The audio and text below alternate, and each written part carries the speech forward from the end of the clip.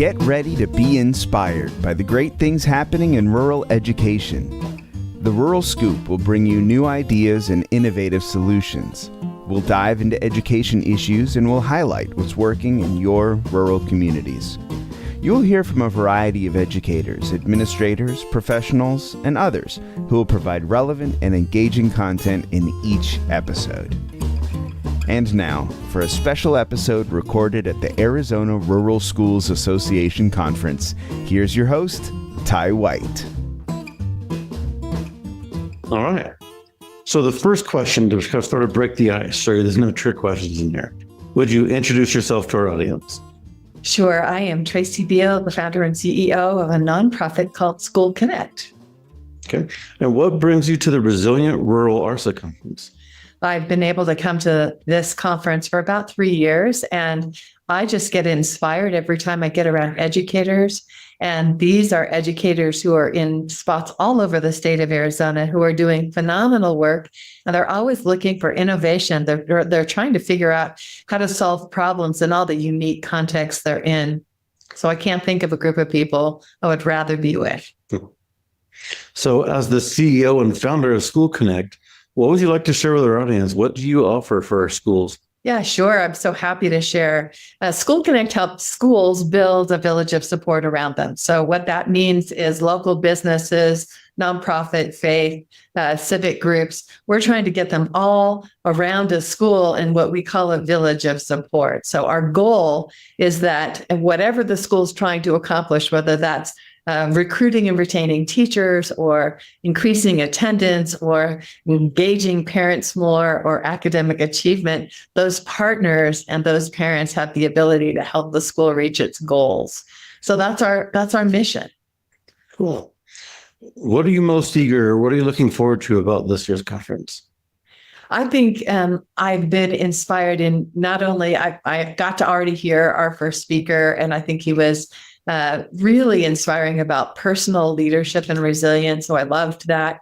I also have been looking at all the breakout sessions, and I think that there are some real quality opportunities, no matter where your school is or what you're facing.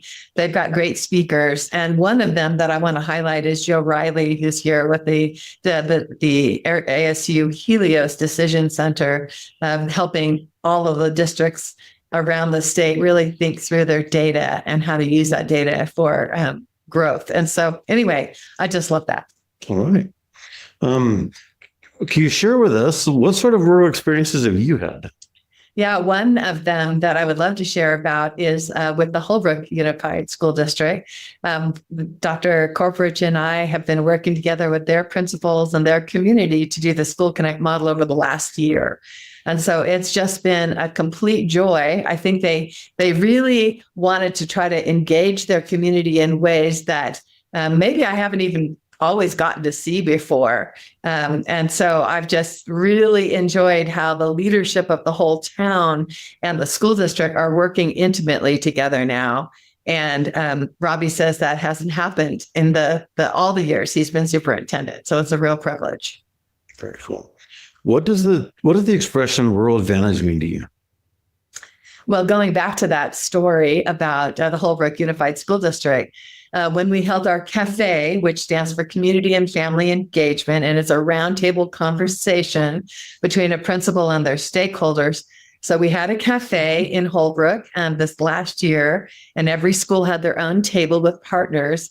And what was beautiful was all of the decision makers of the town were present. So as they planned, here's our target goals, and here are some projects we would like to do together. You didn't even have to leave the room to get decision makers to say yes or no.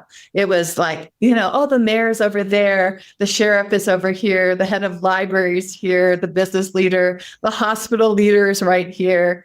All of those people were present, and they unified quickly and brought their resources together to accomplish their goals in very creative ways. And I just love that. It's very cool. Well, one of the guys I talked to earlier said he feels that rural communities can really move the needle a little bit faster. Maybe overcoming bureaucracy, overcoming red tape. I think that's true. It sounds like that's what was happening. That was what was happening. Yes. One of the things I love about ARSA's yearly conference is that they're going to highlight and celebrate 10 outstanding teachers from across the state. I think all of them are deserving. They've done something to get here. And it makes me think that I want to ask you about a teacher who's impacted you or influenced you in some way. The story that I'll share about my life is that I grew up in a very broken family context. So I had a mom and a dad who, before they divorced, were experiencing mental health and addiction and abuse. And so neither of my parents were really trustworthy adults in my life. So it was really teachers in schools and faith leaders and coaches who really parented me and helped me kind of see who I could be. And so there was a third grade teacher that I had named Mrs. Voss. And Mrs. Voss wrote a virtue up on it was a chalkboard back in my day. And so it was a quote that they just wanted us to think about. And that quote that she wrote was from Shakespeare, "To thine own self be true." And that quote deeply impacted my life. It comes back even as an adult, as I think about decisions I'm going to make of the person I want to be. So, wow. Yeah. An educator changed my life. Very cool. You have a really powerful network. I've gotten to go to some of your School Connect events. I'm sure there's someone out there that we need to have at this conference, but they're on the fence or they're not sure about committing time and resources. What would you share with them about this conference that might change their mind? I've had the privilege of going up to Chinle and down into Cochise County and, of course, in Holbrook. And so I've gotten to see all these different kind of contexts. And I would say that one of the reasons why it'd be super valuable to come to this conference is it's not just the speakers, it's who else is in the room and the connections you make, the network you make, and somebody else is making progress in an area that you want to make progress in, and the opportunity to learn from one another and sharpen each other and come up with innovative ideas. I think this is a perfect place to do that. Thank you very much for your time. Yeah. Thank you so much for listening to the Rural Scoop. Please be sure to rate, review, and subscribe, or even leave us a comment. And be sure to follow on Twitter at Dr. Sadorf. That's Dr_SADORF, so that you never miss a new release. You can also check out previous episodes of The Scoop wherever you get your podcasts. Production support for the Rural Scoop is provided by Chattanooga Podcast Studios. Find out more at ChattanoogaPodcastStudios.com. See you next time for more great discussions about rural education.